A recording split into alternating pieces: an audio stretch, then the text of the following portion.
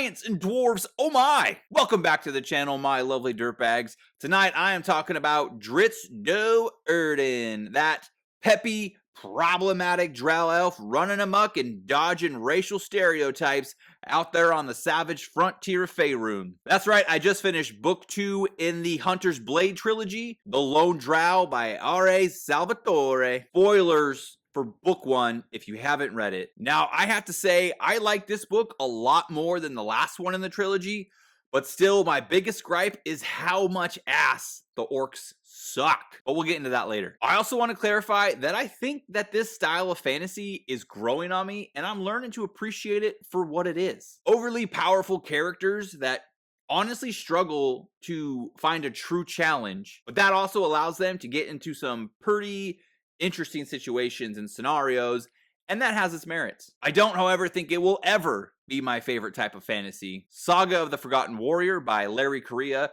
remains my favorite and the #1 fantasy series in my book, in my opinion. Dritz did not manage to dethrone Ashok Vidal. There's a lot of things going on with a lot of different characters in this book, and I'm just going to mention a few of them, so if I don't talk about your favorite character, my bad. First and foremost, before we get into characters, I think the reason that I like this book more than the other ones is because it had a lot more tension in it. And I think that's why I ended up liking the end of book 1 more than the rest of the book.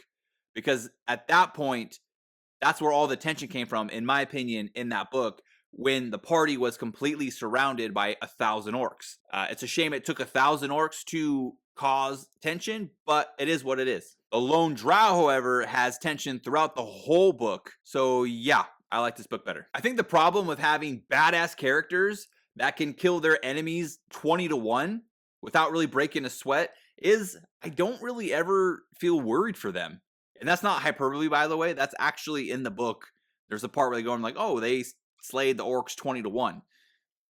That's orcs suck, dude. But I have to say, despite the orcs getting completely bodied when you compare their kill ratios against the dwarves, they still technically kick some dwarf ass. And I, for one, really liked Obold's transformation in this story. It was Narnar. Same goes for Dritz. In the last book, the drow seems like he's kind of just living his best life and seems kind of carefree because he's out on the road being an adventurer, and that's his heart's desire, and he's living it out. But in this book, now that his closest friends in the world to him are dead, or he thinks they're dead, he goes completely off the rails and becomes a savage, relentless orc killing machine. I love it. I wish I got a little bit more chapters on Dritz because, in my opinion, his POV in this book is by far the best one. But I understand why he didn't completely dominate the book. There's a lot of stuff going on, particularly with the battle outside the gates of Mithril Hall on the cliffs of Keeper's Dale. It's just the main plot point. It's a bigger plot point than what Dritz has got going on. Still, Dritz's POV in this book is great,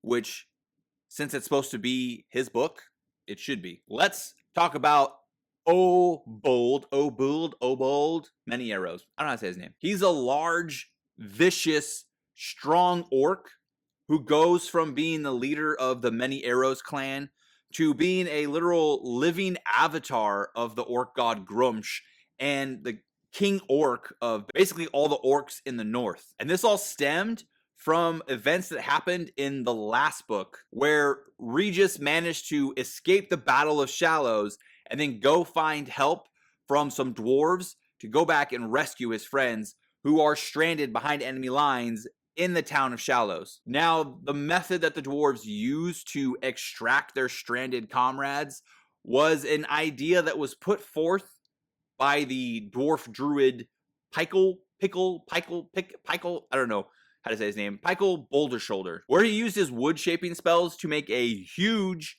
rolling idol of the orc god Grumsh and hollow it out like a Trojan horse and fill it up with dwarven warriors. They fooled the orcs, they rescued their friends, and then they hightailed it out of there back to Mithril Hall with a horde of pissed off orcs on their tail. Like, the orcs were seriously TO'd by the sacrilege that the dwarves showed to their orc god Grumsh. And this, to me, is one of the more interesting parts of the story, because the dwarves may have, in fact, screwed themselves over by pissing off Grumsh, which resulted in him blessing Obold through a ritual that his shamans performed. And after the ritual, Obold became very strong, fast, and he developed an insight and a confidence that made him very sure of himself and also made him think very long term, and he became much less reactionary and much less short term focused on things like revenge and short term gain. And he started looking for long term goals, long term gain, going as far as to plan establishing a orc nation that would actually open up lines of communication and trade and diplomacy with other kingdoms of humans or elves or dwarves or whatever the surrounding kingdoms may be. And it put his allies kind of on their guard to the point where he's actually commanding and bossing the giants around, like the giant leader Gertie, and the Drow are even concerned that they won't be able to manipulate him anymore. And it's very interesting dynamic. It's fun in this book to watch how the power dynamics shift as his own allies and even his son now have to worry about how they proceed around him and trying to maneuver in a way that's not openly adversarial to him, because they actually fear him now and they don't want to get on his bad side, but they also don't want to be under his thumb. And it's a very interesting, fun shift in power dynamics. He's a great bad guy, big, stompy, clever orc. Love it. Now with Dritz, we see that he goes way off the rails right out of the gate. Completely fueled by rage, he walls himself off from the sense of grief and loss that are basically banging on the doors of his mind. And every time it seems like he's about to confront those emotions, he goes and throws himself and Guinevere into dangerous situations with reckless abandon. And for a while, the only thing that really seems to bring him any peace, or at least push the truth of what he's afraid to acknowledge away, is killing orcs. That's the only thing that really calms him down, and he throws himself into that wholly, to the point where he's running around the wilderness with no shoes on because he's trying to be as quiet and stealthy as possible. It's not until later on when the two Moonwood elves, I don't know how to say their names, like Invodil and I don't know, dude. I don't know how to say elf names. Till they catch up with him, that he actually starts to confront some of the things he's been running from. And in so doing, he realizes how close he came, and he might still come, to losing himself or his life by surrendering so completely to the persona of the hunter. He eventually comes to realize that he cannot hide from the pain and he cannot close himself off from the world, and he finds a way to strike a balance between the power his raw emotion, specifically rage, can give him, and the control required to maintain his sense of self through those periods when he needs to call upon the strength of the hunter. Moving on past the characters, we'll talk about other parts of the story. I wasn't a huge fan of how long the dwarves were able to hold out against the orcs that were essentially attacking them like all day and all night. All the while, the dwarves are trying to build defenses and escape routes while simultaneously fighting battle after battle and having no rest, and they last like days on end. It's crazy. Furthermore, Caddy, Bree, and Wolfgar hold the entire left flank of the battle lines by themselves this whole time. Maybe I'm just not visualizing the battlefield correctly, but I feel like the endurance required to sustain that kind of defense, even in a D&D setting, seems impossible. The staggering number of orcs and goblins that died in order for the goblinoids to achieve victory is kind of embarrassing for the evil forces. But again, this near demigod-like quality of the good guys does allow them to pull off some pretty insane feats and heroics, so it does make for some grand tales. But I prefer enemies that don't need to outnumber the good guys by 100 to 1 in order to be a threat. However,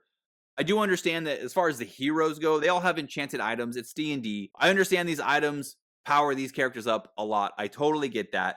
However, there's also the case of basically every dwarf is a badass, and all the orcs are really stupid and suck, except for Obold. To me, it makes all of Obold's scheming and his plans much less impressive because his victory essentially is dependent on the fact that he has an unlimited amount of warriors to send to their death. The hardest thing he really has to do is keep them in line so they don't run away.